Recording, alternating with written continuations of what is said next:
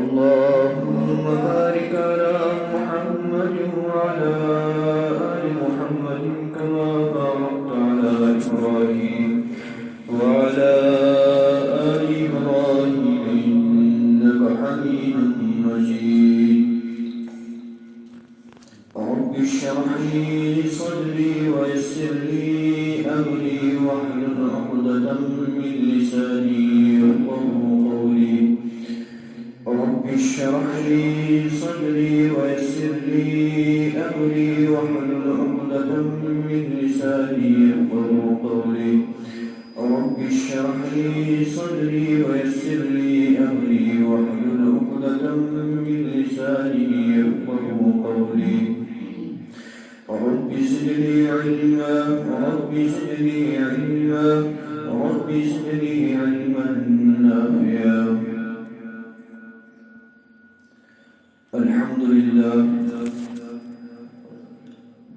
الحمد لله نحمده ونستعينه ونستغفره ونؤمن به ونتوكل عليه ونعوذ بالله من شرور أنفسنا ومن سيئات أعمالنا من يهده الله فلا مضل له ومن يضلل فلا هادي له ونشهد أن لا إله إلا الله وحده لا شريك له من يشرك في ذاته وآياته أو يتبرأ بغيره من نبي وولي وتقي وخصيب فعليه الغفران والوهاب. وقال النبي صلى الله عليه وسلم اللهم بارك لنا في رجب وشعبان وبلغنا رمضان. وقال الله عز وجل إنا نحن نزلنا الذكر وإنا له لحافظون. وقال الله تبارك وتعالى في الكلام المجيد ذلك الكتاب لا ريب فيه هدى للمتقين الذين يؤمنون بالغيب ويقيمون الصلاة ومما رزقناهم ينفقون.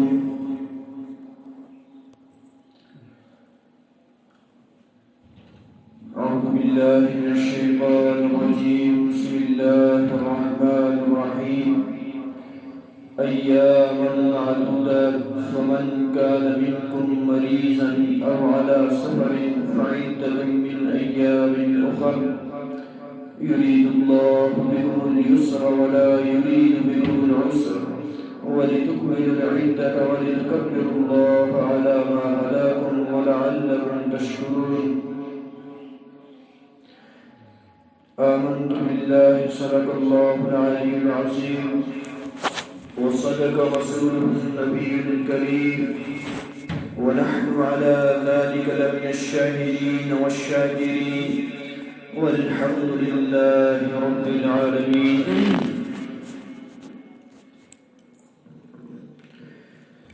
قابل صدر احترام بزرگوں نوجوان ساتھیوں السلام علیکم ورحمۃ اللہ وبرکاتہ.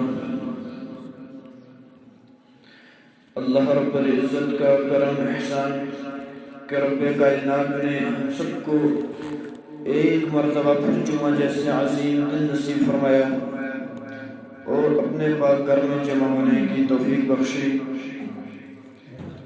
میں نے قرآن کریم کی ایک آیت کریمہ تلاوت کی ذالک الکتاب لا ریب فیہ ھدی للمتقین. فرمایا کہ تم میں سب سے بہتر شخص وہ ہے جو قرآن کریم کو سیکھے اور سکھائے. دوسری جگہ فرمایا انا نحن نزلنا الذکر وانا له لحافظون. فرمایا کہ آسمان سے 4 کتابیں آئی توریت، زبور، انجیل اور قرآن پاک.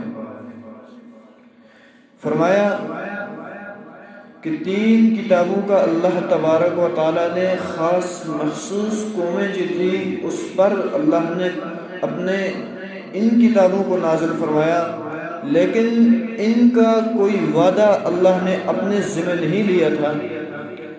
لیکن جو قرآن پاک آخر میں آیا، جو آخری کتاب ہے جس کو لے کر میرے اور آپ کے پیارے نبی جناب محمد عربی صلی اللہ علیہ وسلم لے کر آئے، یعنی یہ صرف اس امت کے لیے نہیں بلکہ یہ تمام عالم کے لیے، تمام امت کے لیے، پوری دنیا کے لیے یہ قرآن آیا بھیجا گیا۔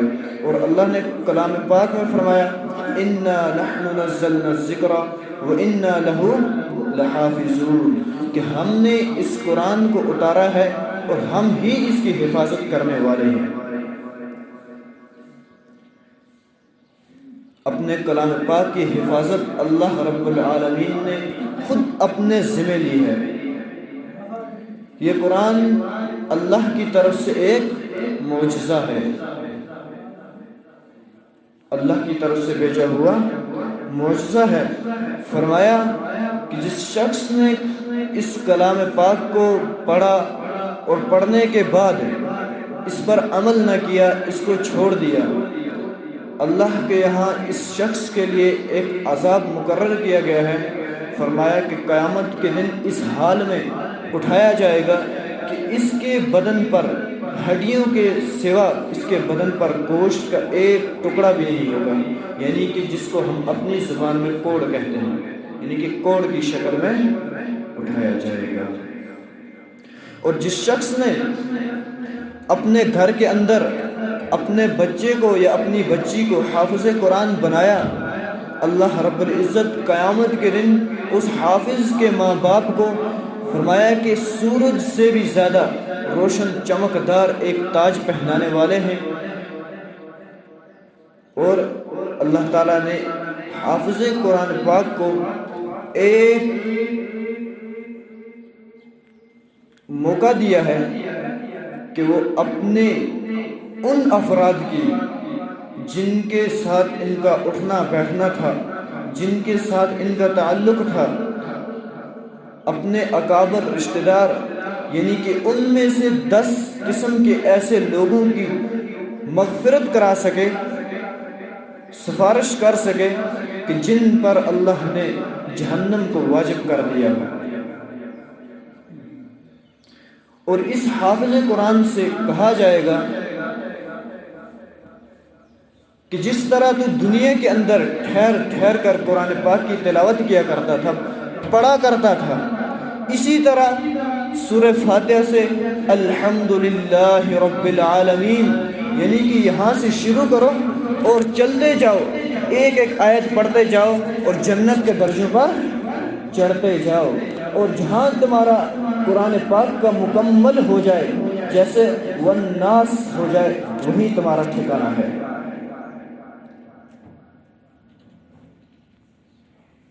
یہ اللہ کی طرف سے ایک معجزہ ہے۔ فرمایا کہ قرآن پاک کو غور سے سنا کرو، اگر کسی جگہ قرآن پاک کی تلاوت ہو رہی ہو اس کو ادب کے ساتھ اور غور سے سنو، یعنی کہ یہ اللہ کا بہت برگزیدہ کلام ہے، یہ تمام کتابوں پر حکمت رکھنے والا کلام ہے۔ اس کا پڑھانے والا بھی اور اس کا پڑھنے والا بھی، یعنی کہ قرآن نے فرمایا ذالک الکتاب لا ریب فیہ ھدی للمتقین، کہ تم میں سب سے بہتر شخص وہ ہے جس نے قرآن کریم کو سیکھا ہو اور اس پر عمل کیا ہو اور دوسروں کو سکھایا ہو۔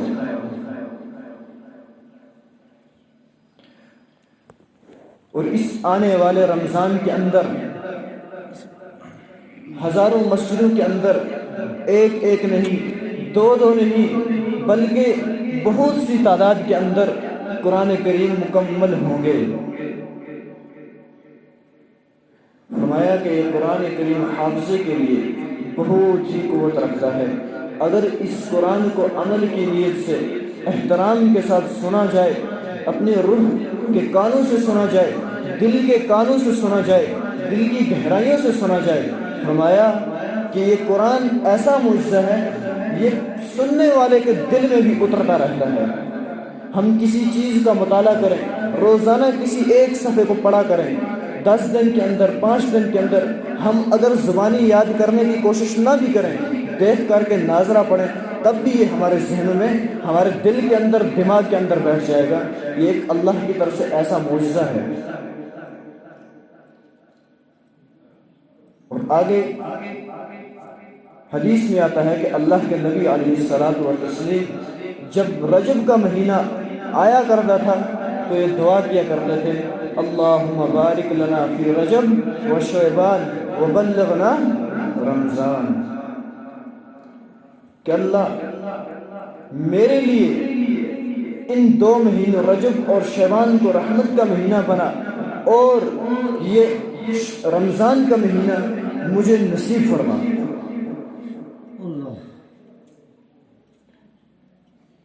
یہ رمضان کا مہینہ نصیب فرما۔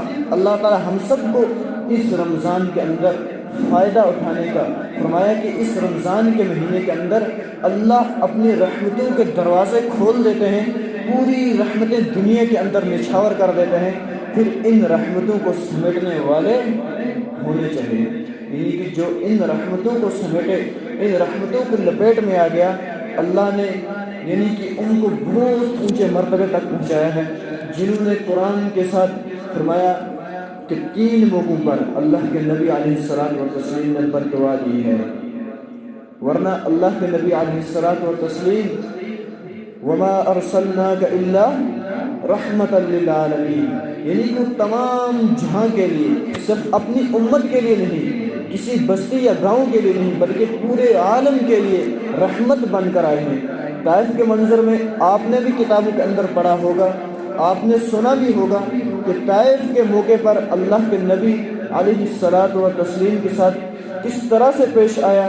آپ صلی اللہ تعالی علیہ وسلم کے دندان مبارک شہید ہوئے، اللہ کے نبی علیہ الصلوۃ والتسلیم کے جوتے مبارک خون سے تر ہوئے، لیکن اللہ کا مشورہ آیا، اللہ نے جبرائیل کو بھیج دیا، اللہ نے میکائیل کو بھیج دیا، اللہ نے اسرافیل کو بھیج دیا کہ آپ حکم کیجئے کہ ہم بادل کو گرجائیں گے، ہم اس بستی کو فنا کر دیں گے، اس بستی کو توڑ پھوڑ کر دیں گے، لیکن اللہ کے نبی نے کیا فرمایا، وما ارسلناک الا رحمت للعالمین، کہ میں اس تمام جہاں کے لیے رحمت بن کر کے آیا ہوں، کسی کے لیے زحمت بن کر کے نہیں آیا، بلکہ ان میں سے کسی نے ایمان نہیں لایا، ان کی امت میں کوئی ایسا افراد آئے گا جو ایمان لائے گا، جو اس ایمان کے جھنڈے کو مضبوطی سے تھامے رکھے گا، لیکن 3 موقعوں پر بد دعا دی۔ جب اللہ کے نبی علیہ الصلوۃ والتسلیم منبر کی پہلی سیڑھی پر چڑھے تو کہا آمین، دوسری سیڑھی پر چڑھے تو کہا آمین، تیسری سیڑھی پر قدم مبارک رکھا تو پھر کہا آمین۔ جب اللہ کے نبی علیہ الصلوۃ والتسلیم منبر سے اترے تو صحابہ رضی اللہ تعالی عنہ اجمعین جب بھی آپ صلی اللہ تعالی علیہ وسلم سے کوئی بھی نئی چیز سنتے تو پوچھا کرتے تھے کہ اللہ کے رسول آج آپ نے کچھ نیا کلام کیا ہے، کیا مسئلہ ہے؟ تو صحابہ نے پوچھا کہ آپ آج ہم نے کچھ نیا معاجرہ دیکھا۔ فرمایا کہ آپ نے منبر پر چڑھتے ہوئے 3 بار آمین کہا، 3 سیڑھیوں پر پاؤں رکھا اور 3 بار آمین کہا۔ تو اللہ کے نبی علیہ الصلوۃ والتسلیم نے فرمایا کہ اے میرے صحابہ، جب میں پہلی سیڑھی پر میں نے پہلی سیڑھی پر قدم رکھا تو میرے پاس اللہ کی طرف سے جبرائیل کو بھیجا گیا تھا، تو حضرت جبرائیل علیہ السلام نے فرمایا کہ تباہ و برباد ہو جائے وہ شخص، تباہ و برباد ہو جائے وہ شخص جو آپ صلی اللہ تعالی علیہ وسلم کا نام سنے اور اس پر صلی اللہ علیہ وسلم اس پر درود نہ بھیجے۔ تو میں نے کہا آمین۔ دوسری سیڑھی پر پاؤں رکھا تو حضرت جبرائیل علیہ السلام نے فرمایا کہ تباہ اور برباد ہو جائے وہ شخص جس نے اپنی زندگی کے اندر اپنے بوڑھے ماں باپ کو پایا ہو لیکن ان کی خدمت کر کے جنت نہ کما سکا ہو۔ تو میں نے کہا آمین۔ اور جب تیسری سیڑھی پر قدم رکھا تو حضرت جبریل علیہ الصلاۃ والتسلیم نے فرمایا کہ ہلاک اور برباد ہو جائے وہ شخص جس نے رمضان کا مہینہ پایا اور روزے رکھ کے اپنی مغفرت نہ کرا سکا۔ تو میں نے کہا آمین۔ اب آپ خود فیصلہ کیجئے کہ حضرت جبرائیل علیہ الصلاۃ والتسلیم کے بد دعا ہو اور اس پر اللہ کے نبی نے مہر لگا دی ہو آمین کی کہ یہ دعا قبول ہوگی یا نہیں ہوگی، اس کے قبول ہونے میں کوئی شک و شبہ نہیں ہے۔ آنے والا رمضان اللہ کے حبیب صلی اللہ تعالی علیہ وسلم جو قرآن لے کر آئے، اس قرآن کے اندر سورہ بقرہ کے اندر دوسرے پارے میں لکھا ہوا ہے شہر رمضان الذی انزل فیہ القرآن ھدی للناس وبینات من الھدی والفرقان فمن شہد منکم الشہر فلیصم ومن کان منکم مریضا کہ روزہ صرف مریض پر اگر اس چیز کی وہ استعداد نہ رکھ سکتا ہو، بیماری کا اندیشہ ہو، مرض کے بڑھ جانے کا کوئی خطرہ ہو، تو اس حالت میں اس پر روزہ معاف ہے۔ لیکن ہم یہ سمجھتے ہیں کہ قرآن نے یا اللہ کے نبی علیہ الصلاۃ والتسلیم نے یہ فرمایا کہ روزہ اس پر جائز نہیں ہے۔ ایسا کچھ بھی نہیں ہے۔ روزہ اس حد تک اس بیمار کے لیے یا اس سفر والے کے لیے، اس مسافر پر یعنی کہ وہ نہیں رکھ سکتا جب تک اس کی یہ بیماری یا اس کا یہ سفر ختم نہ ہو جائے۔ جو ہی اس کی بیماری ختم ہو جائے گی تو اپنے روزوں کا حساب کر کے ان روزوں کو اس کو دوبارہ لوٹانا ہے۔ او علی سفر، دوسرا سفر کے اندر، کوئی شخص سفر کے اندر ہے تو اس حالت میں بھی اس پر روزہ معاف ہے۔ فعدۃ من ایام اخر یرید اللہ بکم الیسر ولا یرید بکم العسر ولتکملوا العدۃ ولتکبروا اللہ علی ما ھداکم ولعلکم تشکرون۔ اگر پھر بھی اس کے مرض میں کوئی فرق نہ پڑے، جس طرح ہم رمضان کے آخر میں عید کے موقع پر فطرانے کے طور پر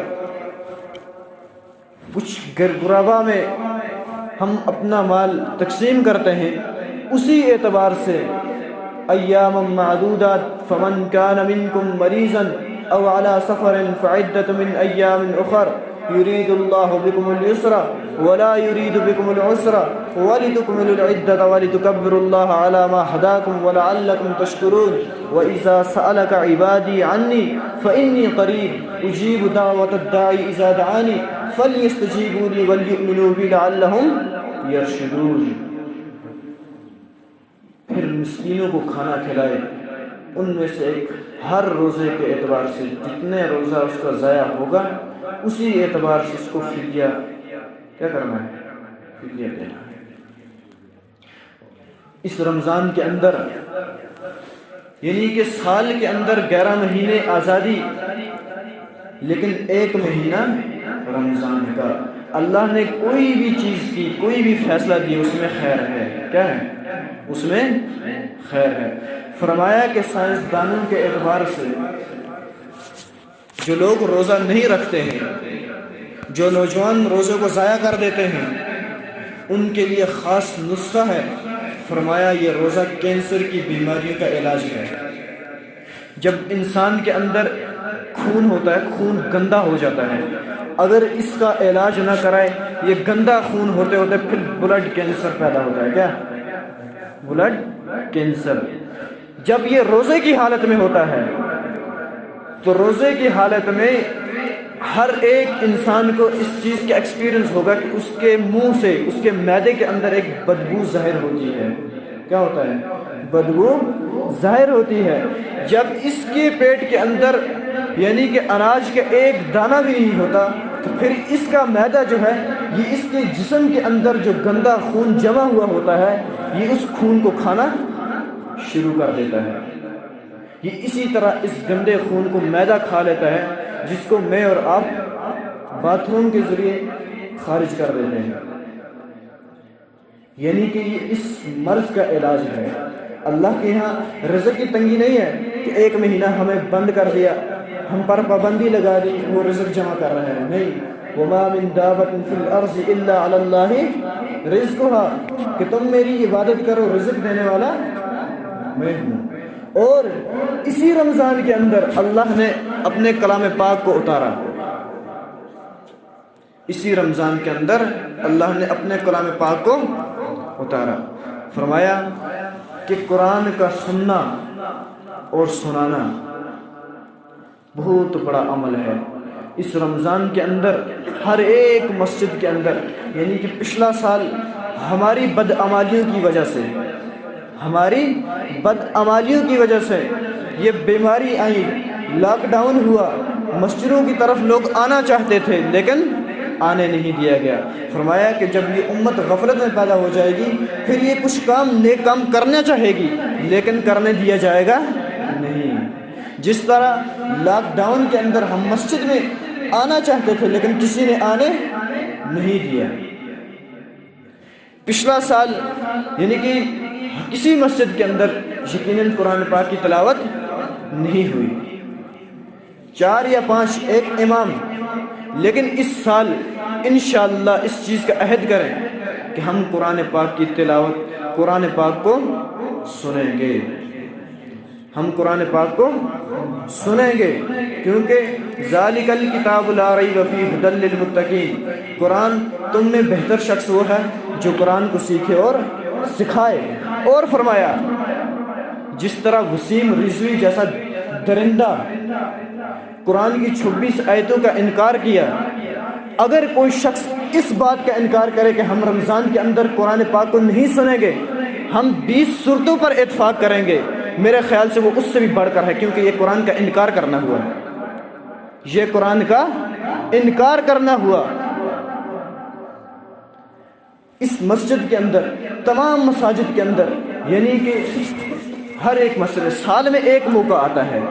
ہم میں سے بہت سارے ایسے بھی ہیں جو قرآن کو پڑھنا جانتے ہیں, بہت سارے ایسے بھی ہیں جو قرآن کو پڑھنا نہیں جانتے.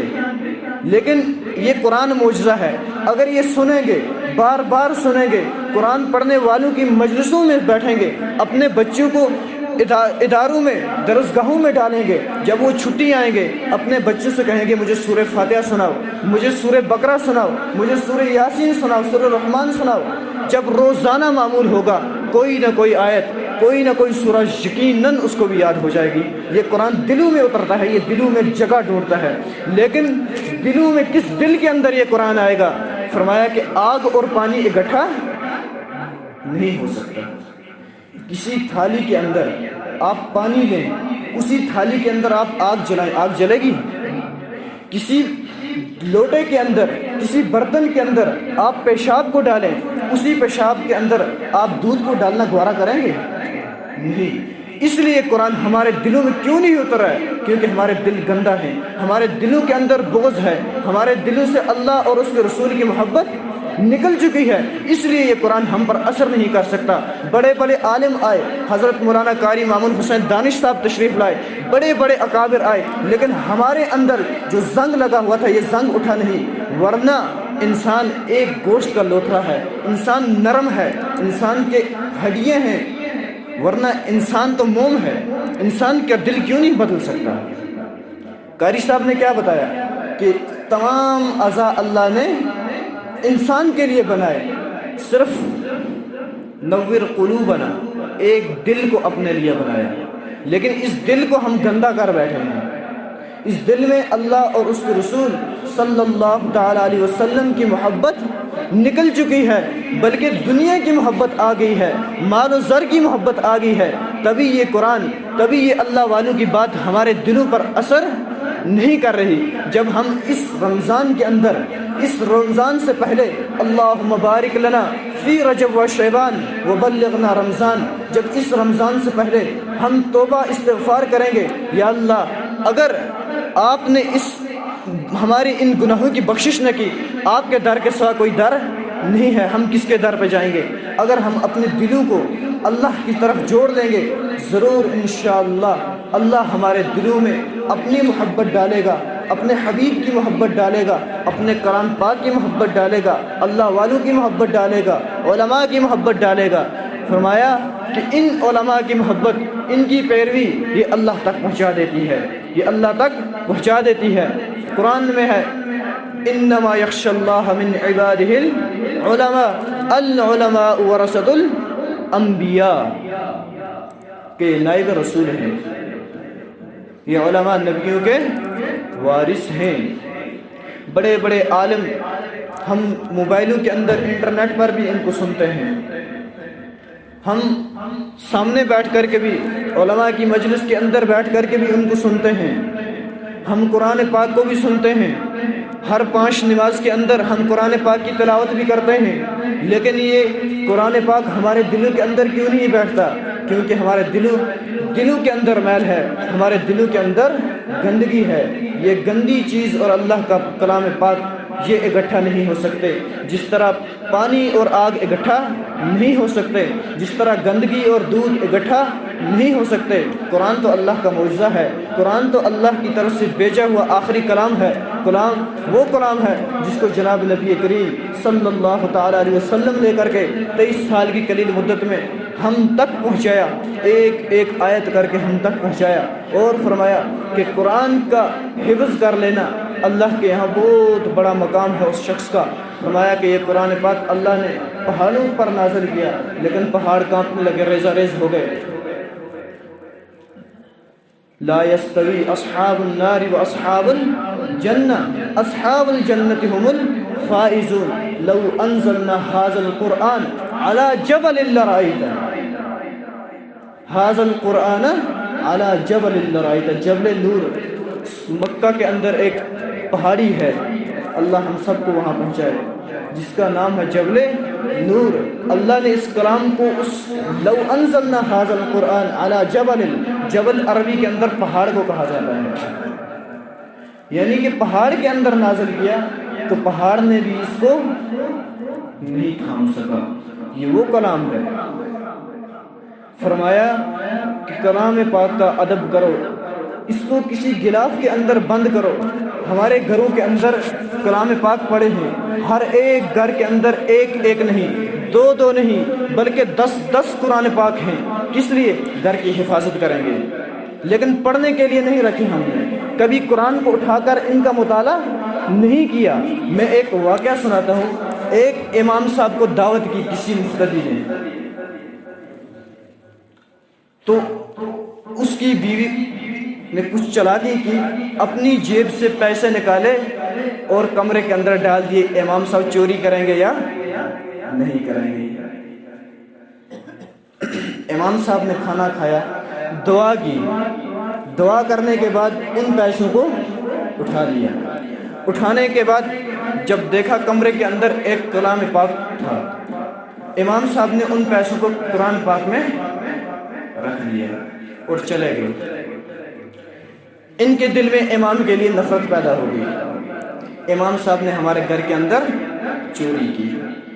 کچھ عرصہ گزرنے کے بعد امام صاحب سے ملاقات ہوئی اس شخص کی، کہا جی ہم نے پیسے گر گئے تھے کمرے کے اندر، شاید آپ نے اٹھائے ہوں، اگر آپ نے اٹھائے ہیں تو مہربانی کر کے واپس کر دیجیے۔ امام صاحب پر الزام چڑھ گیا، آپ نے چوری کی، یہ ہے وہ ہے۔ امام صاحب کی آنکھوں میں آنسو آ گئے۔ امام صاحب نے اس شخص کو پکڑا، اس کے گھر لے گئے۔ کہاں لے گئے؟ اس کے گھر۔ کہا وہ جو الماری کے اوپر قرآن پاک رکھا ہے اس قرآن پاک کو اتارو۔ قرآن پاک کو اتارا، کھولا گیا تو پوری رقم قرآن پاک میں موجود ہے۔ تو امام صاحب رونے لگے۔ مقتدی نے کہا کہ اب آپ پر کوئی الزام نہیں ہے، آپ کیوں رو رہے ہیں؟ کہا میں اس لیے نہیں رو رہا ہوں کہ آپ نے مجھ پر الزام لگایا، بلکہ میں اس لیے رو رہا ہوں کہ ہمارے گھروں کے اندر ایک ایک کے بجائے 10 قرآن رکھے ہیں، لیکن ہم نے کبھی ان قرآن کو کھولنے کی ہمت تک نہیں کی۔ اگر آپ نے اس قرآن پاک کو پڑھا ہوتا، اس کو کھولا ہوتا، شاید آپ کے پیسے بھی مل جاتے ہیں۔ میں نے تو یہ سوچ کر کے رکھا تھا کہ آپ نے گھر میں قرآن رکھا ہے، آپ پڑھ رہے ہوں گے، جب آپ صبح کے ٹائم یا شام کے ٹائم یا جس ٹائم بھی آپ کا معمول ہے قرآن پڑھنے کا، آپ قرآن کو اٹھائیں گے تو سامنے آپ کی رقم بھی پڑی ہوئی ہوگی۔ یہ حال ہے ہمارا، چھتوں کے نیچے قرآن رکھے ہوئے ہیں۔ کس لیے جی؟ یہ قرآن کی برکت سے کرانا چاہے جب قرآن کی برکت کس طرح ایسی؟ قرآن رکھے نال نہیں ہے جی برکت، بلکہ قرآن کو پڑھنا ہے، قرآن کو سمجھنا ہے۔ جب اس کلام پاک کو سمجھیں گے، یہ کہہ کیا رہا ہے، یہ کس کی کتاب ہے، اس کو لانے والا کون ہے، یہ کس کے ذریعے نازل ہوا، تب جا کر کے ہماری زندگیاں بدل سکتی ہیں۔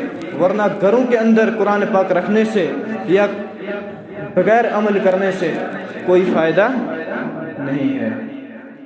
اگر فی الحال کے طور پر ہم نے قرآن پاک کو پڑھ بھی لیا، ہم نے حفظ بھی کر لیا، 6666 آیتیں اس کی پوری ایک ایک کر کے ہم نے اندر حافظے میں اتار بھی لی، لیکن عمل نہیں کیا تو کوئی فائدہ نہیں ہے۔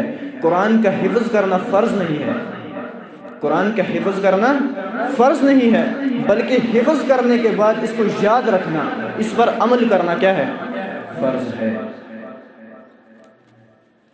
اس لیے آنے والا رمضان ہے، بہت خوش قسمتی کی بات ہے کہ پچھلے اس رمضان کے اندر ہمارے ساتھ کتنے بھی اکابر، کتنے بزرگ، کتنے ہمارے اپنے رشتہ دار جو اس رمضان میں ہم تک ہمارے ساتھ شریک تھے لیکن اس رمضان میں نہیں ہیں، اور آگے رمضان میں کچھ وقفہ ہے، کچھ دن ہیں، ہو سکتا ہے ہم میں سے کوئی ایسا ہو جس کی زندگی وہاں تک نہ پہنچ سکے، جس کی عمر اتنی نہ ہو، وہ بھی دعا کرے کہ یا اللہ، جس طرح اللہ کے نبی نے دعا کی اللہم بارک لنا فی رجب و شعبان و بلغنا رمضان، کہ اللہ یہ 2 مہینے رجب اور شعبان کے میرے لیے خیر و عافیت کے بنا اور رمضان تک مجھے پائے تکمیل تک پہنچا، یعنی کہ اس مہینے کے اندر اپنی بخشش کروا لیں، اپنے دلوں کے اللہ کی طرف رجوع کر لیں۔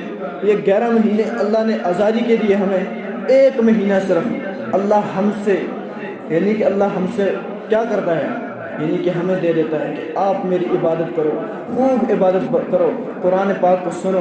اس لیے اس چیز کا عہد کر کے بیٹھیں کہ ہم قرآن پاک کو سنیں گے۔ قرآن کا انکار کرنے والا، یعنی کہ جس نے قرآن کا انکار کیا اس نے اللہ کا انکار کر دیا، کیونکہ قرآن اللہ کے نبی نے نہیں لکھا ہے، قرآن جبریل نے نہیں لکھا ہے، بلکہ قرآن کہاں سے آیا؟ عرش سے آیا۔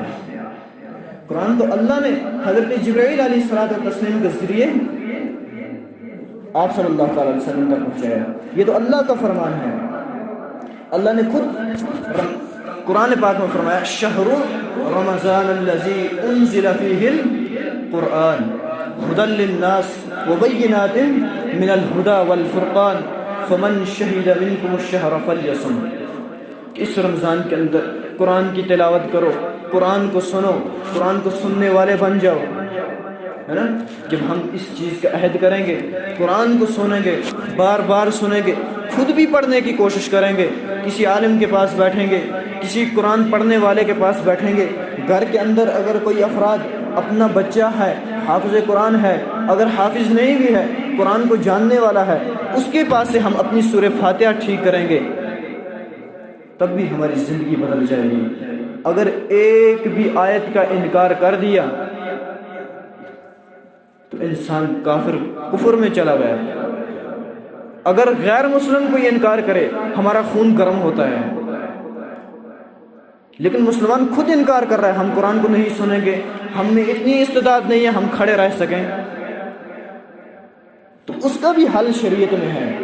اگر آپ نماز کو کھڑے ہو کر نہیں پڑھ سکتے، اپنے گھر سے ایک کرسی لے آئیں، صف کے اندر اس کرسی پر بیٹھ کر اقتدیت بہذا الامام، آپ اپنے 20 رکعت پڑھیں، قرآن پاک کو سنیں۔ اگر بیٹھنے کی بھی استعداد نہیں ہے تو آپ ٹیک لگا کر اس طرح بھی پڑھ سکتے ہیں، لیکن قرآن کا انکار مت کریں، کیونکہ یہ اللہ کی طرف سے بھیجا گیا ایک معجزہ ہے۔ اس کے بعد کوئی کلام پاک اور نہ ہی کوئی نبی آنے والا ہے جو نئی کتاب لے کر آئے گا، یا کوئی نئی شریعت لے کر آئے گا، بلکہ انا خاتم النبیین لا نبی بعدی، میں آخری نبی ہوں، میرے بعد نبوت کا دروازہ بند ہو گیا۔ اس لیے آنے والے رمضان کے لیے خوب دعائیں کریں، ہر ایک شخص اپنا یہ معمول بنا لے، مغرب سے اذان سے 10 یا 5 منٹ پہلے اس وقت دعائیں کی قبولیت کا وقت ہوتا ہے۔ ہر شخص چاہے وہ رمضان ہو یا غیر رمضان ہو، اپنا ایک معمول بنائے کہ یہاں آ کر کے اللہ کے سامنے گڑ گڑائے، اپنا محاسبہ کرے کہ میں نے دن کے اندر کتنے نیک اعمال کیے، کتنے گناہ کیے۔ جو گناہ کیے اللہ سے رجوع کرے، یا اللہ میں معافی چاہتا ہوں، مجھے میرا رہبر تو خود بن جائے۔ جب اللہ کو خود اپنا کفیل بنا لیں گے، اللہ کو یعنی کہ اپنا بنا لیں گے، اللہ سے ہم محبت کرنے والے بن جائیں گے، پھر اللہ بھی ہمیں اپنا بنا لیتا ہے۔ اللہ فرماتے ہیں جو شخص میری طرف 1 قدم بڑھتا ہے میں اس کی طرف 10 قدم آتا ہوں، جو میری طرف چل کے آتا ہے میں اس کی طرف دوڑ کے آتا ہوں۔ اس لیے اپنی زندگیوں کا، اپنے جو آنے والا رمضان ہے اس کی تیاری کریں، ہے نا، یعنی کہ اس رمضان کے اندر ہر ایک مسجد میں، چاہے وہ اس بستی کے ہوں چاہے وہ دوسری بستی کے ہوں، اس چیز کا ایک اعتماد کریں کہ ہم آنے والے رمضان کے اندر قرآن سنیں گے۔ البتہ اگر کسی کے ذہن میں یہ ہو کہ میں نماز نہیں پڑھ پاؤں گا، میں بزرگ ہوں، قرآن میں تھوڑا وقت لگتا ہے، میں نہیں کھڑا ہو سکتا ہوں، کیونکہ تراویح کی نماز پڑھنا فرض نہیں ہے، وہ گھر کے اندر بھی اعتماد کر سکتا ہے لیکن قرآن کا انکار نہیں کر سکتا۔ اگر 10 آدمی بھی تیار ہو جائیں کہ ہم قرآن سنیں گے، اگر وہ اس چیز کی استعداد رکھ سکتا ہے، کھڑا ہو سکتا ہے وہ قرآن سننے کے لیے، ماشاءاللہ، یعنی کہ وہ آ سکتا ہے۔ اگر جو اس چیز کی استعداد نہیں رکھ سکتا ہے، ہم بھی خود بھی دعا کریں اللہ مجھے بھی اس چیز کی طاقت دے تاکہ میں بھی مسجد والا بن سکوں، میں بھی قرآن کو سننے والا بن سکوں، لیکن انکار نہ کریں۔